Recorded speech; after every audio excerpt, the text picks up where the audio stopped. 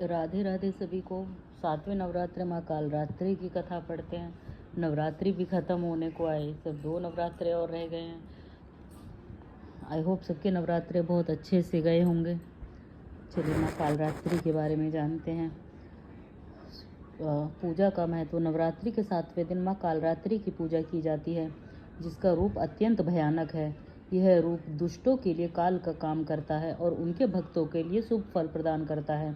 देवी कालरात्रि की पूजा करने से भूत प्रेत, राक्षस, अग्नि भय, जल भय, जंतु भय, शत्रु भय, रात्रि भय आदि सभी नष्ट हो जाते हैं।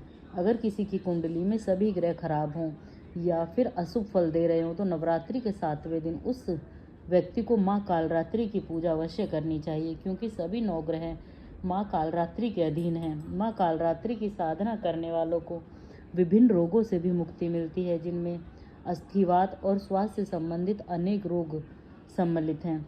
माँ कालरात्रि को रात की रानी पुष्प चढ़ाया जाता है।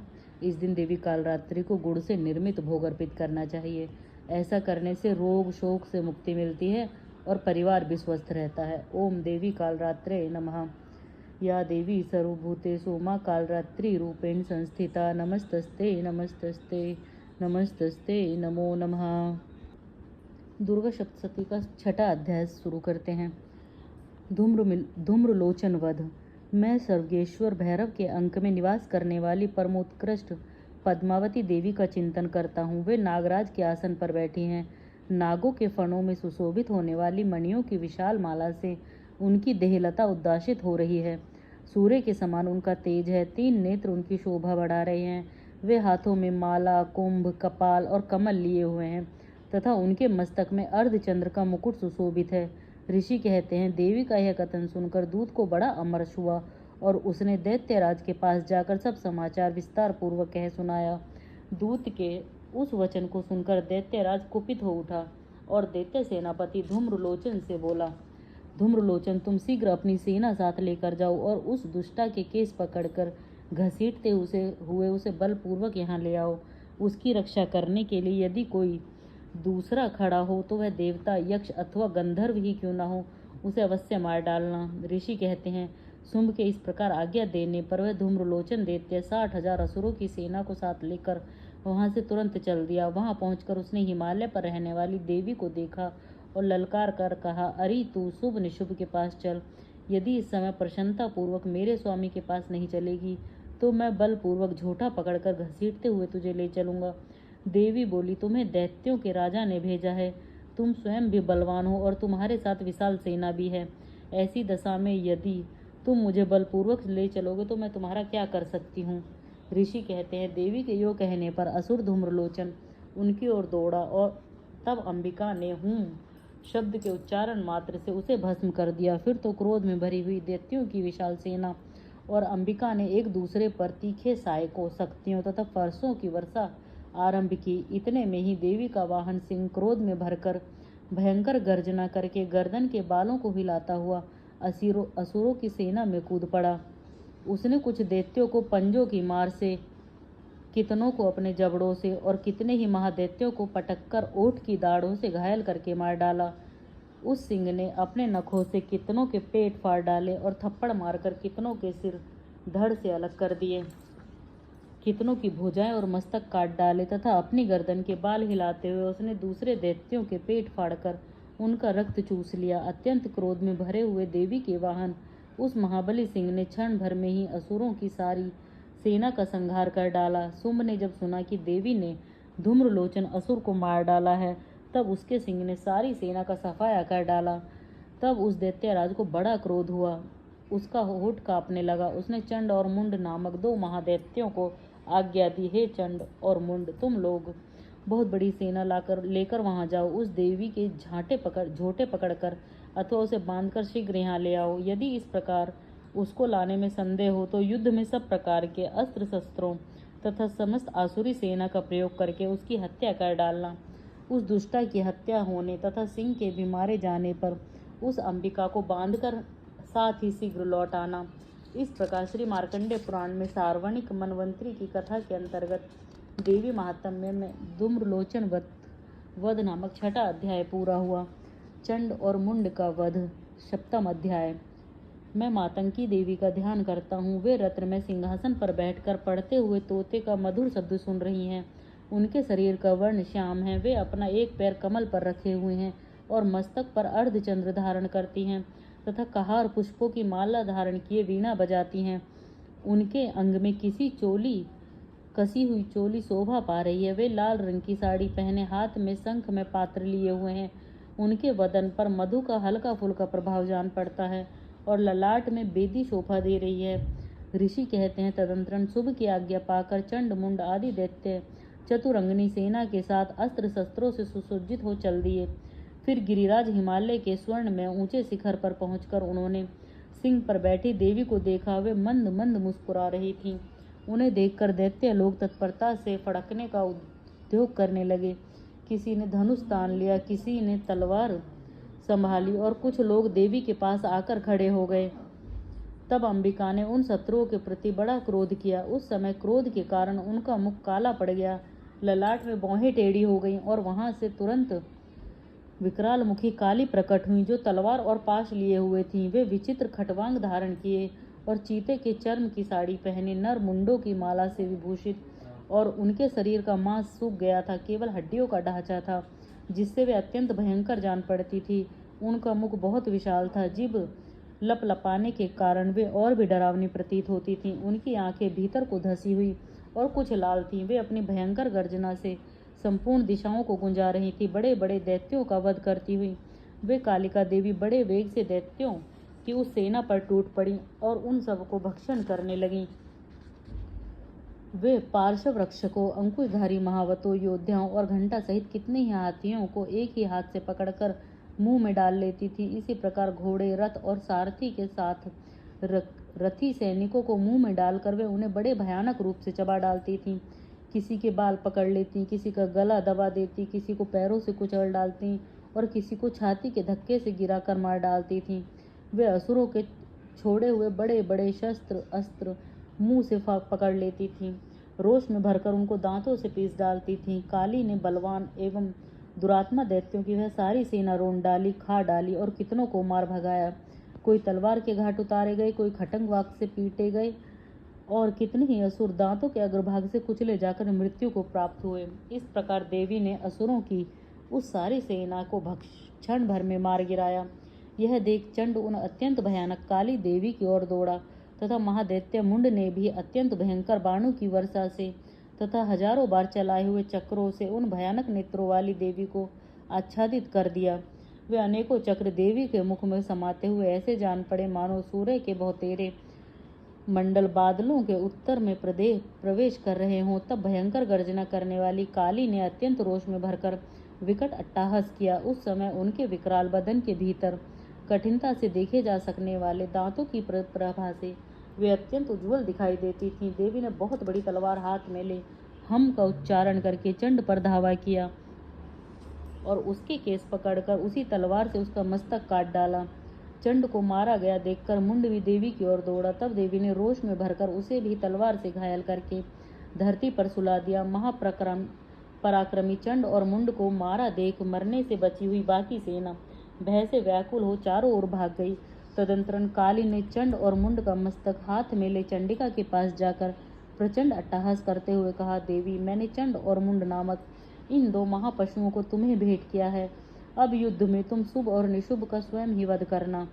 ऋषि कहते हैं, वहां लाए हुए उन चंड मुंड नामक महादैत्यों को देखकर कल्याणमयी चंडी ने काली से मधुर वाणी में कहा, देवी, तुम चंड और मुंड को लेकर मेरे पास आई हो, इसीलिए संसार में चामुंडा के नाम से तुम्हारी ख्याति होगी। इस प्रकार श्री मार्कंडेय पुराण में सार्वणिक मनवंतरी कथा के अंतर्गत देवी महात्म्य में चंड मुंड नामक वध संपूर्ण हुआ। दुर्गा सप्तशती के पहले पाठ में हमने ये आज हमारा 7वां अध्याय पूरा हो गया।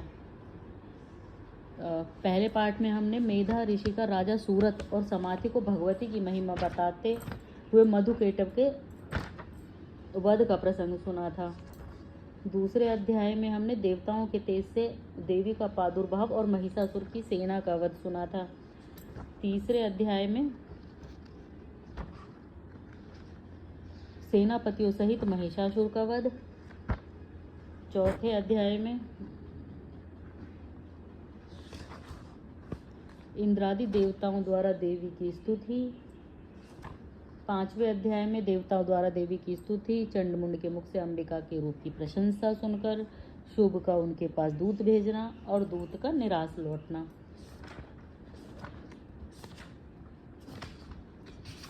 छठे अध्याय में हमने धूम्रलोचन का वध सुना था, जिसे शुभ ने भेजा था।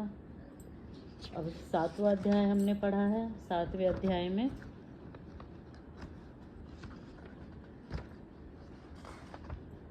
चंड और मुंड का वध। अब जो आठवां अध्याय होगा उसमें रक्त बीज का वध होगा। रक्त बीज के बारे में सभी जानते हैं, उसकी जितने रक्त की बूंदें गिरती हैं उतने ही ज़्यादा राक्षस पैदा हो जाते हैं। उसके लिए माँ काली ने अवतार लिया था रक्त बीज को बांधने के लिए। देवी काली को आज्ञा दी थी कि रक्त की जो भी बूंदें गिरे वो उन्हें अपने मुंह में ले लें और उससे जो भी रक्त बीज के जैसा और राक्षस पैदा हो वो उन्हें चबा डालें। इस तरह से रक्त बीज का समापन हुआ था, क्योंकि ये कथाएं बहुत बड़ी हैं। 9वां अध्याय निशुंभ वध। शुभ निशुभ महिषासुर मर्दिनी, ये सब ने सुना है। शुभ को मारा माँ ने, निशुंभ वध और फिर शुंभ वध 10वें अध्याय में। उसके बाद एकादश अध्याय मतलब 11वां अध्याय, इसमें देवताओं द्वारा देवी की स्तुति तथा देवी द्वारा देवताओं को वरदान। इनके वध करने के बाद देवी ने वरदान दिया था।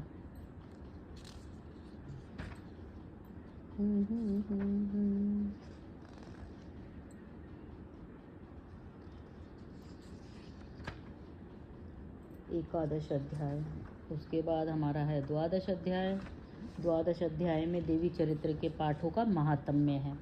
फिर त्रयोदश अध्याय में सूरत और वैश्यों को देवी का वरदान। त्रयोदश अध्याय ये जहाँ से शुरू हुआ था, सूरत को और वैश्य को ऋषि ने जो ज्ञान की बातें बताई थी, ये कथा सुनाई थी। उनका ये सवाल था कि हमारी पत्नी ने, हमारे पुत्रों ने हमें धोखा दिया है, लेकिन फिर भी हम उनके मुँह से नहीं छुट पा रहे हैं। तो वहाँ फिर ऋषि ने उन्हें क्या बताया है। तो पहले द्वादश अध्याय पढ़ लेते हैं। त्रयोदश अध्याय में देख लो कितना बड़ा है, छोटा सा ही अभी हो जाएगा। चलिए, द्वादश अध्याय है देवी चरित्रों के पाठ का महात्म्य, मतलब इसके पाठ का क्या महात्म्य है। मैं 3 नेत्रों वाली दुर्गा देवी का ध्यान करता हूँ। उनके श्रीअंगों की प्रभा बिजली के समान है। वे सिंह के कंधे पर बैठी हुई भयंकर प्रतीत होती हैं। हाथों में तलवार और ढाल लिए अनेक कन्याएं उनकी सेवा में खड़ी हैं। वे अपने हाथों में चक्र, गदा, तलवार, ढाल, बाण, धनुष, पाश और तर्जनी मुद्रा धारण किए हुए हैं। उनका स्वरूप अग्निमय है तथा वे माथे पर चंद्रमा का मुकुट धारण करती हैं। देवी बोली, देवताओं, जो एकाग्रचित होकर प्रतिदिन इन स्थितियों द्वारा मेरा स्तवन करेगा, उसकी सारी बाधा मैं निश्चय ही दूर कर दूंगी। जो मतुकेटभ का नाश, महिषासुर वध, शुभ निशुभ के संहार के प्रसंग का पाठ करेंगे तथा अष्टमी, चतुर्थी और नौमी को जो भी एकाग्रचित हो भक्ति पूर्वक मेरे उत्तम महात्म्य का श्रवण करेंगे, उन्हें कोई पाप नहीं छू सकेगा। उन पर पाप जनित आपत्तियां भी नहीं आएंगी। उनके घर में कभी दरिद्रता नहीं होगी और उनको कभी प्रेमी जनों के विच्छोह का कष्ट भी नहीं भोगना पड़ेगा। इतना ही नहीं, उन्हें शत्रुओं से, लुटेरों से, राजा से, शस्त्र से, अग्नि से तथा जल की राशि से भी कभी भय नहीं होगा। इसलिए सबको एकाग्रचित होकर भक्ति पूर्वक मेरे इस महात्म्य को सदा पढ़ना और सुनना चाहिए। यह परम कल्याणकारक है। मेरा महात्म्य महामारी जनित समस्त उपद्रवों तथा आध्यात्मिक आदि तीनों प्रकार के उत्पातों को शांत करने वाला है। मेरे जिस मंदिर में प्रतिदिन विधि पूर्वक मेरे इस महात्म्य का पाठ किया जाता है, उस स्थान को मैं कभी नहीं छोड़ती। वहाँ सदा ही मेरा सानिध्य दान बना रहता है। बलिदान, पूजा, होम तथा महोत्सव के अवसरों पर मेरे इस चरित्र का पूरा पाठ और श्रवण करना चाहिए। ऐसा करने पर मनुष्य विधि को जानकर या बिना जाने भी मेरे लिए जो बलि, पूजा या होम आदि करेगा, मैं उसे बड़ी प्रसन्नता के साथ ग्रहण करूंगी। शरत काल में जो वार्षिक महापूजा की जाती है, उस अवसर पर जो मेरे इस महात्म्य को भक्ति पूर्वक सुनेगा, वह मनुष्य मेरे प्रसाद से सब बाधाओं से मुक्त तथा धन, धान्य एवं पुत्र से संपन्न होगा। इसमें तनिक भी संदेह नहीं है। मेरे इस महात्म्य, मेरे प्रादुर्भाव की सुंदर कथाएं तथा युद्ध में किए हुए मेरे पराक्रम सुनने से मनुष्य निर्भय हो जाता है। देवी इसमें बता रही हैं कि उनके पाठ को पढ़ने से या सुनने से क्या क्या फल आपको मिलते हैं। त्रयोदश अध्याय हम कल पढ़ेंगे, फिर 20 मिनट से ज़्यादा लंबी वीडियो हो जाती है। वैसे तो ये 2 ही मिनट का है। त्रयोदश अध्याय, सूरत और वैश्य को देवी का वरदान। जो उदय काल के सूर्य मंडल की सी कांति धारण करने वाली हैं, जिनके 4 भुजाएं और 3 नेत्र हैं, तथा जो अपने हाथों में पाश, अंकुश, वर एवं अभय की मुद्रा धारण किए रहती हैं, उन शिवा देवी का मैं ध्यान करता हूँ। ऋषि कहते हैं, राजन, इस प्रकार मैंने तुमसे देवी के उत्तम महात्म्य का वर्णन किया, जो इस जगत को धारण करती हैं। उन देवी का ऐसा ही प्रभाव है, वे ही विद्या उत्पन्न करती हैं। भगवान विष्णु की माया स्वरूपा उन भगवती के द्वारा ही तुम ये वैश्य तथा अन्यान्य विवेकी जन मोहित होते हैं, मोहित हुए हैं या आगे भी मोहित होंगे। महाराज, तुम उन परमेश्वरी की शरण में जाओ। आराधना करने पर वे ही मनुष्यों को भोग, स्वर्ग तथा मोक्ष प्रदान करती हैं। मार्कंडेय जी कहते हैं, कोष्टुकी मेधा मुनि के ये वचन सुनकर राजा सूरत ने उत्तम व्रत का पालन करने वाले उन महाभाग महर्षि को प्रणाम किया। वे अत्यंत ममता और राज्य परहन से बहुत खिन्न हो चुके थे। महामुनि इसलिए विरक्त होकर वे राजा तथा वैश्य तत्काल तपस्या को चले गए और वे जगदम्बा के दर्शन के लिए नदी के तट पर रहकर तपस्या करने लगे। वे वैश्य उत्तम देवी सूक्त का जप करते हुए तपस्या में प्रवृत्त हुए। वे दोनों नदी के तट पर देवी की मिट्टी की मूर्ति बनाकर पुष्प, धूप और हवन आदि के द्वारा उनकी आराधना करने लगे। उन्होंने पहले तो आहार को धीरे धीरे कम किया, फिर बिल्कुल निराहार रहकर देवी में ही मन लगाए एकाग्रता पूर्वक उनका चिंतन आरंभ किया। वे दोनों अपने शरीर के रक्त से प्रोक्षित बलि देते हुए लगातार 3 वर्ष तक संयम पूर्वक आराधना करते रहे। इस प्रकार प्रसन्न होकर जगत को धारण करने वाली चंडिका देवी ने प्रत्यक्ष दर्शन देके कहा।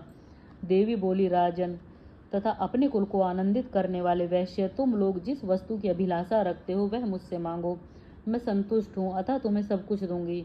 मार्कंडेय जी कहते हैं, तब राजा ने दूसरे जन्म में नष्ट न होने वाला राज्य मांगा तथा इस जन्म में भी शत्रुओं की सेना को बलपूर्वक नष्ट करके पुनः अपना राज्य प्राप्त कर लेने का वरदान मांगा। वैश्य का चित्त संसार की ओर से खिन्न एवं विरक्त हो चुका था और वे बड़े बुद्धिमान थे, अतः उस समय उन्होंने तो ममता और अहंता रूप आसक्ति का नाश करने वाला ज्ञान मांगा।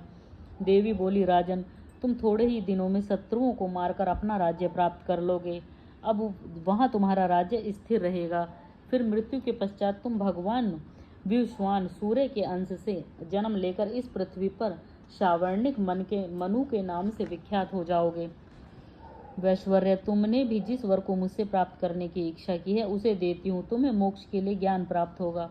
मार्कंडेय जी कहते हैं, इस प्रकार उन दोनों को मन वांछित वरदान देकर तथा उनके द्वारा भक्ति पूर्वक अपनी स्तुति सुनकर देवी अंबिका तत्काल अंतर्ध्यान हो गई। इस तरह देवी से वरदान पाकर क्षत्रियों में श्रेष्ठ सूरत सूर्य से जन्म ले सावर्णिक नामक मनु होंगे। इस प्रकार श्री मार्कंडेय पुराण में सार्वणिक मनवंतरी कथा के अंतर्गत देवी महात्म्य में सूरत और वैश्य को वरदान नामक 13वां अध्याय पूरा हुआ। आज ये पूरा हुआ। कल मैं, वैसे तो दुर्गा सप्तशती पाठ पूरा हो चुका है, लेकिन कल मैं कोशिश करूंगी कि एक वीडियो में आपको पूरे अध्याय के बारे में बता सकूं, क्योंकि ये छोटा करके कई सारी वीडियो बनी है। तो मैं कल अपने शब्दों में इसे पूरा सुनाऊंगी ताकि आपको एक ही वीडियो में दुर्गा सप्तशती का पूरा महत्व समझ आ सके। बाकी का जो बचा हुआ रहेगा वो मैं परसों पूरा करूंगी, नौमी में, ताकि 9 दिनों में ये पूरा ख़त्म हो जाए दुर्गा सप्तशती का पाठ। मुझसे कोई गलती हुई हो तो उसके लिए क्षमा करना, अपना प्रोत्साहन देते रहना। जय माँ दुर्गा, जय हो मेरी मैया की। चलिए वीडियो को ख़त्म करते हैं। चैनल को लाइक शेयर सब्सक्राइब कीजिए। कोई चीज़ अगर ज़्यादा पसंद आती है या ना पसंद आती है तो उसके लिए कमेंट कीजिए। राधे राधे।